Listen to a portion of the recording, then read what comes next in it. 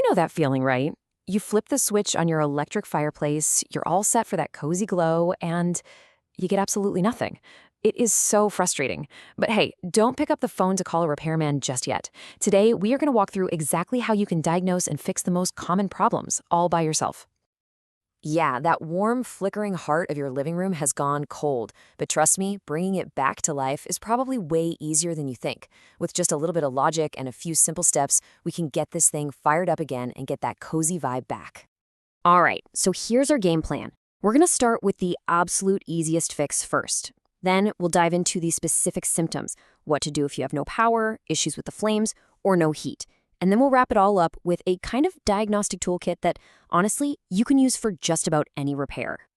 Okay, before you even think about grabbing a screwdriver or taking anything apart, we are going to try the one thing that fixes a shocking number of these little electronic gremlins. It's the classic turn it off and on again, but with a really important twist for these fireplaces. The process couldn't be simpler. You just unplug the fireplace completely from the wall, and then you walk away. Go make a cup of coffee. This 15-minute power cycle gives the main control board time to fully discharge and completely clear its memory. You'd be amazed how often this alone solves all sorts of weird intermittent glitches. And I'm serious about this, you have to wait the full 15 minutes. Don't cheat. The little components inside, especially what are called capacitors on the control board, they really need that full time to drain all their power and properly reset themselves. Okay, so the easy fix didn't do the trick for you. No problem at all. That just means we have a specific part we need to hunt down. Now the fun begins. Now we get to play detective. Let's dig in. So let's tackle the big one. Your unit is completely dead. No lights, no sounds, not a peep. Our job here is to follow the path of electricity, step by step, from the wall outlet all the way to the fireplace's main brain. First things first, let's check the obvious. Is the outlet even working? The easiest way is to just plug in a lamp you know works. Yep. Okay, good. Next, find the main power switch on the fireplace itself. Sometimes it's kind of hidden on the side or tucked behind a panel. If both of those are good, well, it's time to look inside. Now, to go any further, you are going to need a multimeter. Don't let it intimidate you. This is the essential tool for safely checking for electricity and figuring out exactly where it stops flowing. You can get a perfectly good one online for pretty cheap. Now, this slide here is key, so pay close attention. It shows you exactly where the power cord connects to the main circuit board. With the unit plugged in and being extremely careful, you're going to set your multimeter to AC volts and test for 120 volts right here, between the black wire, which is L for line, and the white wire, N for neutral. So what if you do have 120 volts right there at the board, but the fireplace is still completely dead? Well, that narrows it down to one of two things. Either the main control board itself has failed, or a small fuse located right on that board has blown. You can check that fuse for continuity with your multimeter to see if it's still good. Okay, next up. Let's say the unit turns on, maybe you can even hear the fan, but the beautiful flame effect is just gone. This is a really common problem, and that's because the flame system is a totally separate part from the heater. So, we need to figure out which problem you have. Is the flame completely off, meaning there's no light at all?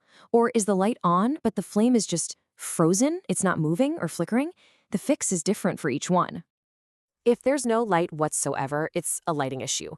Older fireplaces often use these little candelabra-style light bulbs that just burn out over time and you can just swap them out. Newer models use a strip of LEDs, and if that fails, you'll have to replace the whole strip. But what if the light is on, it's just stuck? That flickering motion isn't happening. This is almost always a small motor that spins the flame reflector. You might even hear it making a little humming sound, trying to turn. Over time, they just seize up, and the only real solution is to replace that little motor. All right, let's talk about one of the most frustrating problems. The flames are dancing, it looks warm and cozy, but the fireplace is putting out zero actual heat. You're just getting a pretty light show. The very first and most important diagnostic question you have to answer is this. When you tell the heat to turn on, do you hear the blower fan start up? Just listen carefully.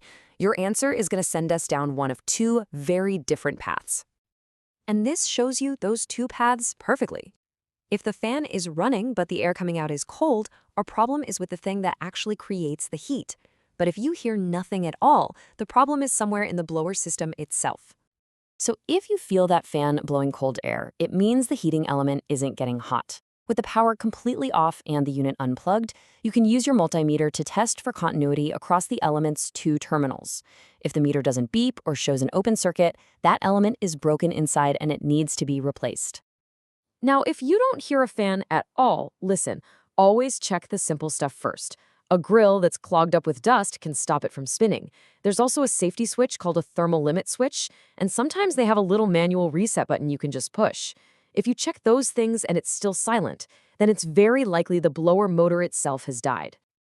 So as we wrap up, I want to pull the camera back for a second and look at the big picture here. Whether you realized it or not, we just followed a very logical diagnostic process that you can apply to fix almost anything that's broken. And here it is. It's so simple. First, you identify the specific problem. Then, you check for the easy, obvious stuff. You use testing tools to get real data. Then, you isolate the problem to one specific part. You repair or replace that part. And finally, you always test your work to make sure you actually fixed it. And that right there, that's it. That is the core logic that technicians and field service engineers use every single day to fix complex equipment. By following this process, you didn't just learn how to fix an electric fireplace, you actually learned how to troubleshoot. And that is a really powerful skill to have. Look, if you found this whole process interesting and you want to learn more about how to troubleshoot, I highly recommend picking up Mastering Uninterruptible Power Supplies, Field Service Engineering on Amazon.